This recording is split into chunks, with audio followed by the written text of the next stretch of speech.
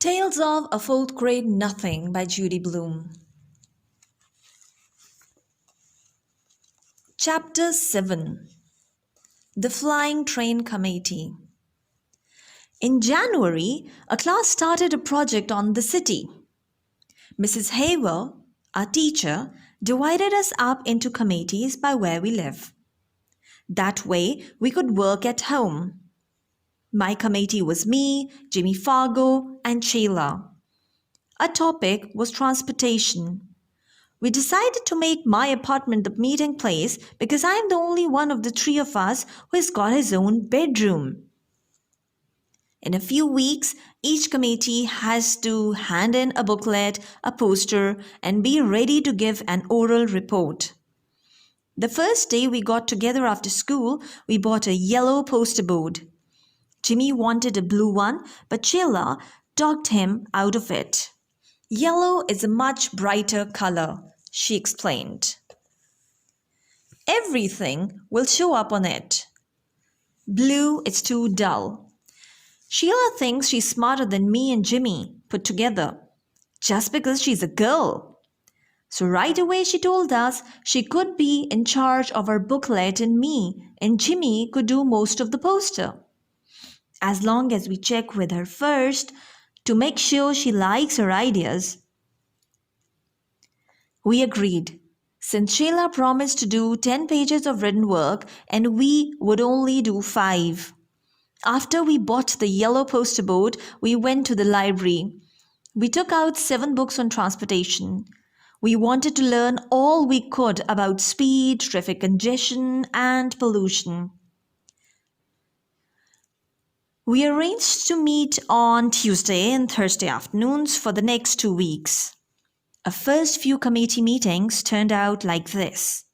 We got to my place by 3:30, had a snack, then played with dribble for another half hour. Sheila gave up on cooties when Fudge lost his front teeth. But it still isn't much fun to have her hanging around. She's always complaining that she got stuck with the worst possible committee and that me and Jimmy fool more than we work. We only put up with her because we have no choice. Sheila and Jimmy have to be home for supper before 5:30. So at 5 o'clock, we start cleaning up.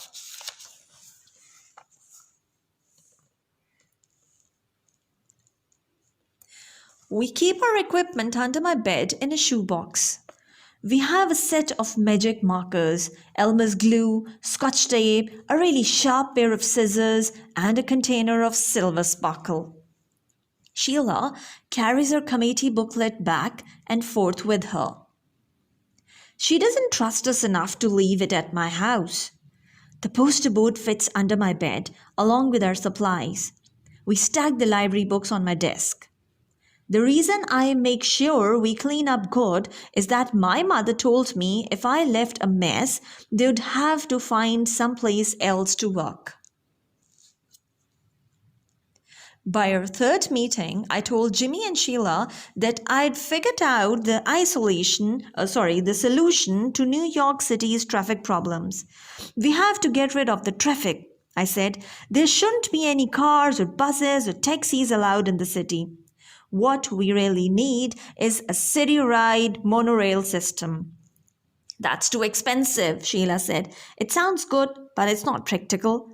I disagree, I told Sheila. It's very practical. Besides getting rid of traffic, it'll get rid of air pollution and it'll get people where they're going a lot faster. But it's not practical, Peter, Sheila said again. It costs too much. I opened one of my books on transportation and read Sheila a quote. A monorail system is the hope of the future. I cleared my throat and looked up. But we can't write a report just about the monorail, Sheila said. We'll never be able to fill 20 written pages with that. We can write big, Jimmy suggested. No, Sheila said. I want a good mark on this project. Peter, you can write your 5 pages about the monorail system and how it works. Jimmy, you can write your 5 pages about pollution caused by transportation, and I'll write my 10 pages on the history of transportation in the city. Sheila folded her arms and smiled.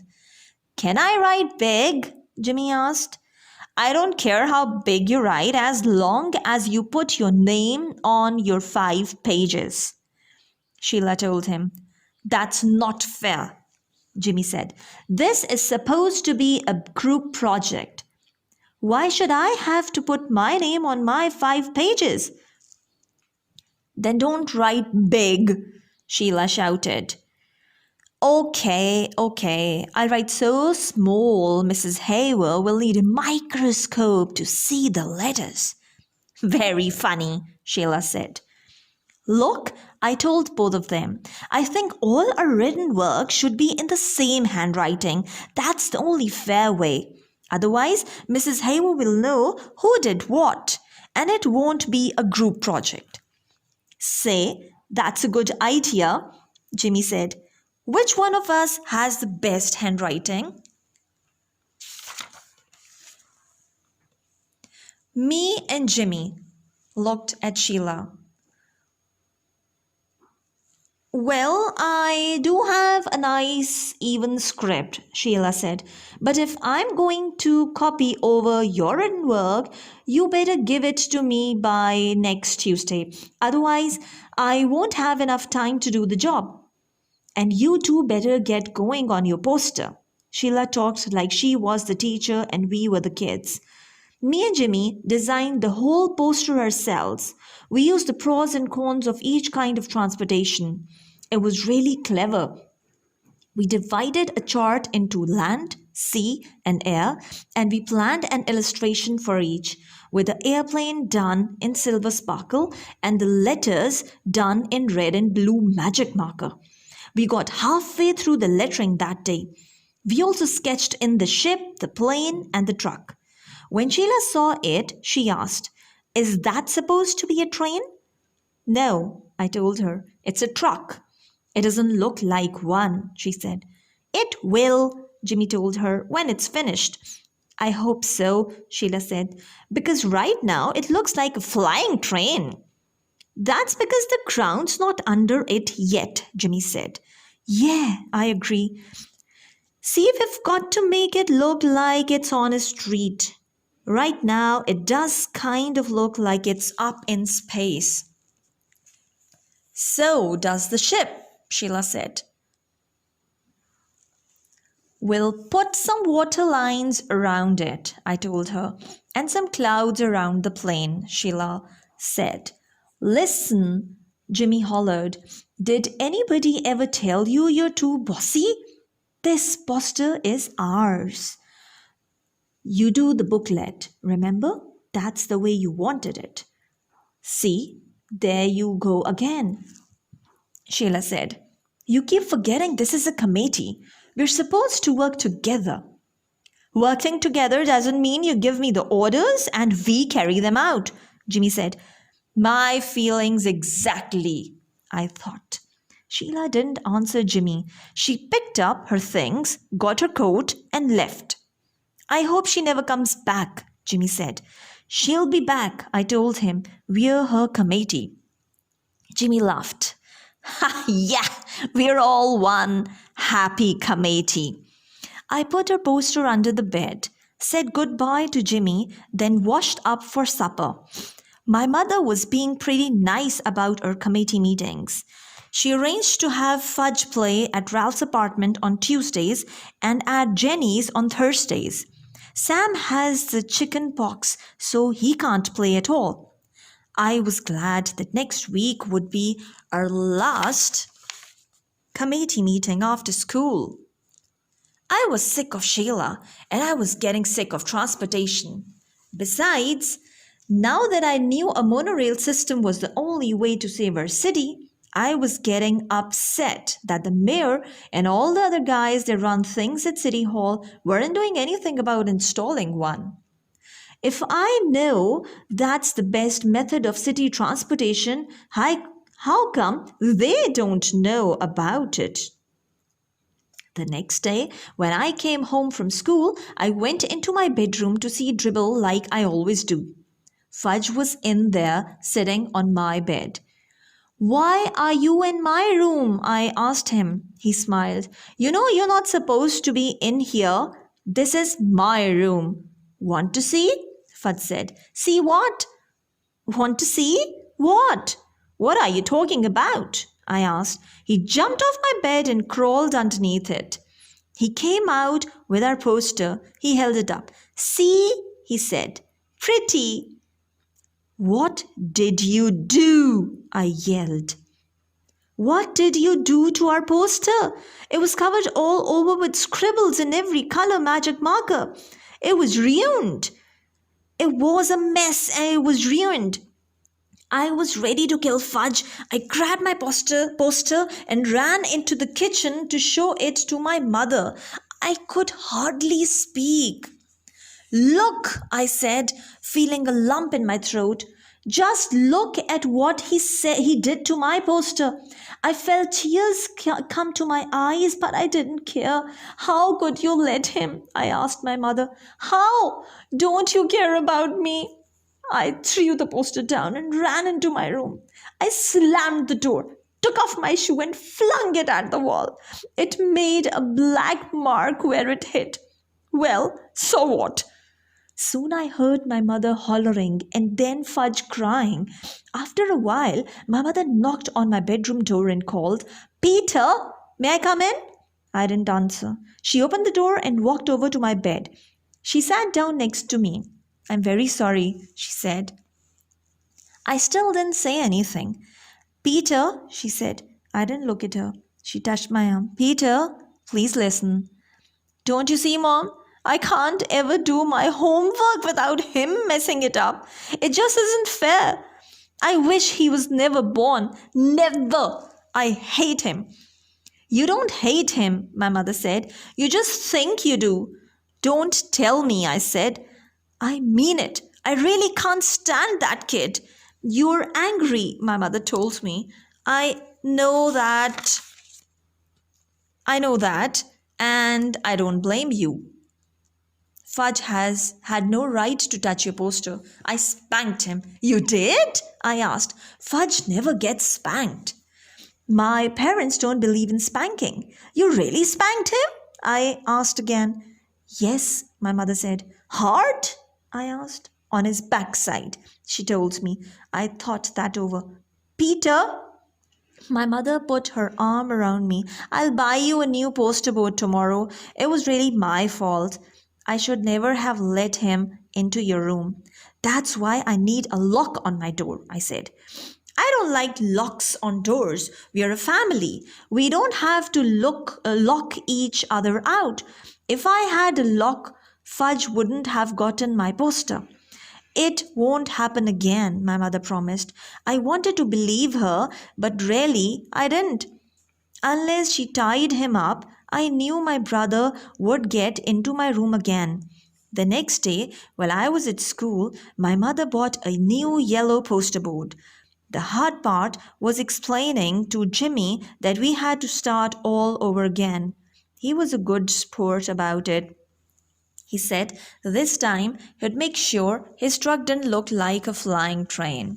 And I said, this time I'll make pencil marks first so my letters didn't go uphill. Our committee met that afternoon. Sheila didn't mention the last time. Neither did we. Me and Jimmy worked on the poster while Sheila copied her written work into the booklet. We'd be ready to give our oral report to the class on Monday, not like some committees who hadn't even started yet. By 5 o'clock, we had finished our poster and Sheila was almost done with the cover for her booklet. Jimmy walked over and stood behind her, watching her work. After a minute, he yelled, What do you think you're doing, Sheila? I got up from the floor and joined them at my desk.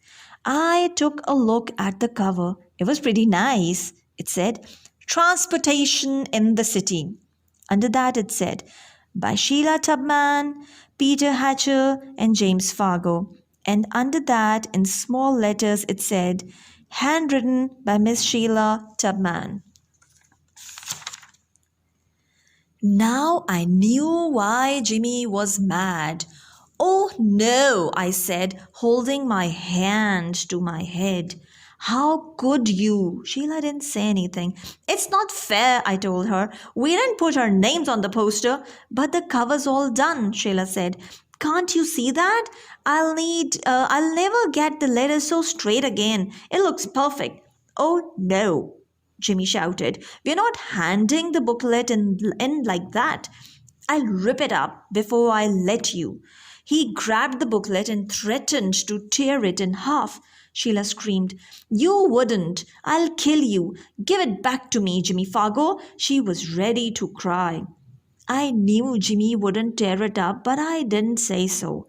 Peter, make him give it back. Will you take off that line about your handwriting? I asked. I can't. It'll ruin the booklet. Then I think he should rip it up, I said. Sheila stamped her foot. Oh, I hate you both. You don't really, I told her. You just think you do. I know I do, Sheila cried. That's because you're angry right now, I said. I couldn't help smiling. Sheila jumped up and tried to get the booklet, but Jimmy held it over his head, and he is much taller than Sheila. She had no chance at all. Finally, she sat down and whispered, I give up. You win.